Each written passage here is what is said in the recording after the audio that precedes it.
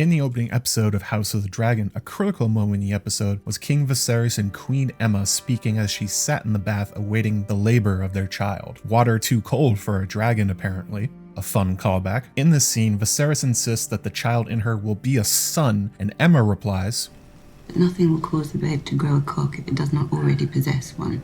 Which finally forces Viserys to say why he's so certain. He saw it in a dream. For you, me, and anybody, I mean, big deal. We see things in our dreams all the time. Why is he so certain that his will come true? Well, I made a whole video about it here if you want a detailed breakdown, but also the dream does come true in this episode. Let's go through what Viserys thinks he saw, and we can see the truth of the dream that was clearer than a memory.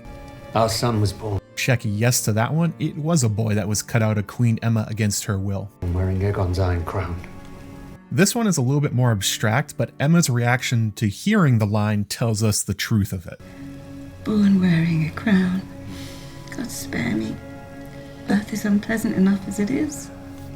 The crown on Balon's head being born is warning the birth will be very likely dangerous or even fatal, with the Iron Crown possibly meaning the knives used to cut up Aemma against her will, killing her. But could also have another meaning, as Aegon the Conqueror is name-dropped in this episode as having dreamed the Song of Ice and Fire, and that his crown is a heavy and dangerous one. The weight of expectation that Viserys is putting on his unborn son, how this frankly unknown will follow him as King of Westeros. Will he even be any good at it? And that he will possibly have to save the world from darkness before even seeing the light of day. It's the weight of destiny. The weight of the world Viserys is trying to place on the head of his unborn son, and heavy is the head that wears that crown.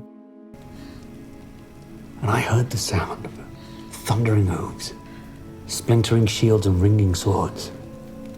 This line is a little bit more direct. It comes from the intercut scenes of Aemma attempting to give birth and the tournament going on nearby. The thundering hooves of Daemon and Kristen, the worst Cole, jousting against each other. Then after Daemon gets knocked off his horse, he grabs his sword and shield to continue against Sir Kristen. Kristen, though, uses his signature Morning Star and splinters Daemon's shield. Daemon fights back and raying his sword several times off Kristen's armor, seemingly claiming victory. At least for the moment. All those images Viserys saw in his dream coming literally true. It's interesting to wonder also if Viserys planned the tourney specifically just to make the images in his dream come true literally. Certainly his obsession with the tournament happening and his apparent happiness at the event is as strange to his counselors as his insistence Aemma's unborn child definitely being a boy. Perhaps he's pleased because he's seeing his dream come true right before him.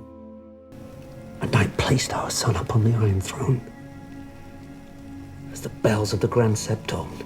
Viserys then sees his son being placed on the Iron Throne. Quite possible, though, that he got the imagery wrong in his dream, as often happens with Targaryens. Maybe he saw a dragon being placed on the throne, or an egg, or something else entirely that he perceived to be his future heir incorrectly. Yet it was in fact his daughter Rhaenyra being made his heir. Or maybe it's another prince, another king. The tricky part about these dreams is they don't always show the near future as the dreamers often think they should. Sometimes they can be years, decades, centuries off, kind of like Aegon the Conqueror. As to the bells, Balon dies shortly after being cut out of Aemma, living only one day, the quote-unquote one-day heir. The bells are tolling not to celebrate a new heir, but the death of the queen and the prince. As Varys said in Game of Thrones, "I've always hated the bells. They ring for horror. A dead king, a city under siege." And here we get to the final line. And all the dragons roared as one. After the funeral and Rhaenyra being named heir, Daemon saddles up his dragon Caraxes and leaves the city with his lover Mysaria, that dragon in particular roaring. But also after the episode ends, you can hear quite clearly production put in the sound effect of multiple dragons roaring. Listen here.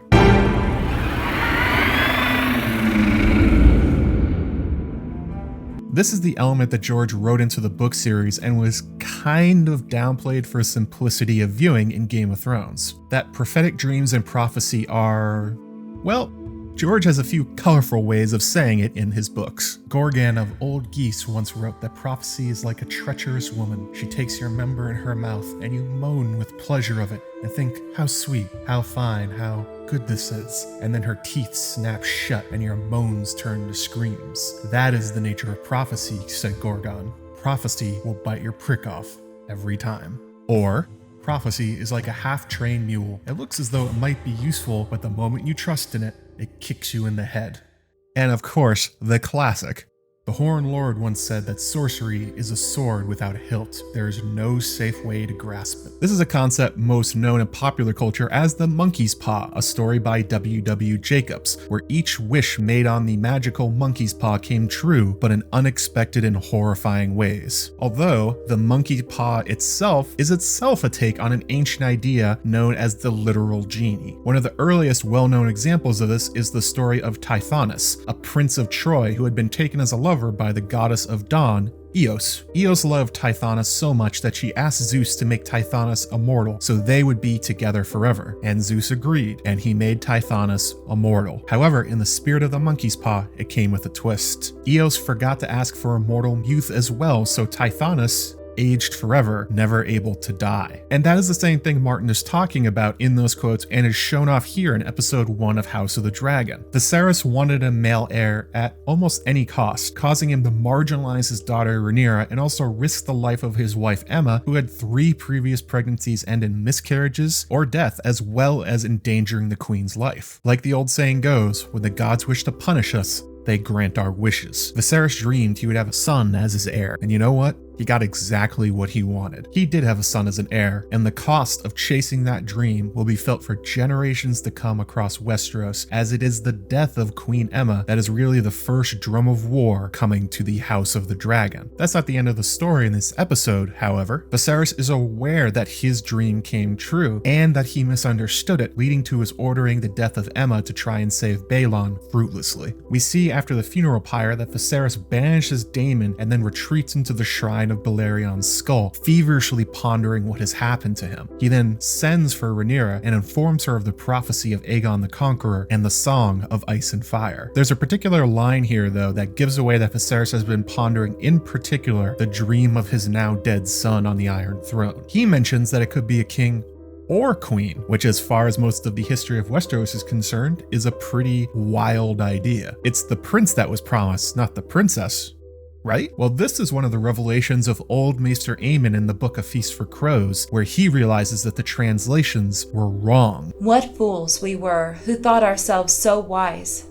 The error crept in from the translation. Dragons are neither male nor female. Barth saw the truth of that. But now one, and now the other, as changeable as flame. The language misled us all for 1,000 years. Daenerys is the one, born amid salt and smoke. The dragons prove it. Clearly, Viserys has realized that his dreams of his son the Iron Throne were mistaken. His dreams might have been showing him a queen on the Iron Throne instead. That has convinced him, along with his guilt over his actions with Aemma and anger at Daemon, to name Rhaenyra to be his heir. And not only that, but to go further and tell her the great secret of their house, that their duty as monarch is to be ready to defeat the great storm of death that will blow out from the far north. In a sense, you can see that Viserys has learned to see his prophetic dreams differently, to question them, but he learned the wrong lesson. There is no right way to deal with dragon dreams and prophecy unless you're Daenerys the Dreamer, it seems. There is only the fire and the blood. The lesson that the show is teaching you as a viewer is to understand how the reactions to these dreams impact the characters that have them and seemingly tends to crush them. The dreams are at the core of their decision making, the secret compass of House Targaryen showing their dynasty which way they should be going. But doing so is fraught with danger and often backfires at enormous costs to the family. The more these dreams show up and the Targaryens try and grasp the truth of them, they continue taking losses. And the higher the losses, the more desperate it makes them to get the dreams right. As we can see here from Viserys, his grief at the deaths of Aemma and Baelon redoubled his belief that he has to understand the dreams he and Aegon had. Of course, it's entirely possible that Viserys has gotten it wrong again, and that the vision in his dreams is neither Baelon nor Rhaenyra at all. Maybe it's a vision of the civil war to come that results from the dominoes falling after the death of Queen Aemma that Otto Hightower seems insistent to knock over. The thunder of hooves, the dragons roaring, the shields splintering and swords ringing, a premonition of total war. Or maybe someone in the far future, someone we, the audience, know pretty well. The point of putting something in the opening episode of a series is that it sets the tone for the rest of the show. Much in the same way Game of Thrones starts with the White Walkers attacking the Rangers and the Starks finding the direwolves in the seeming moment of destiny and magic. It's very important for where the show is going to get the relationship right between the Targaryens and the magical world just at the edge of their perception.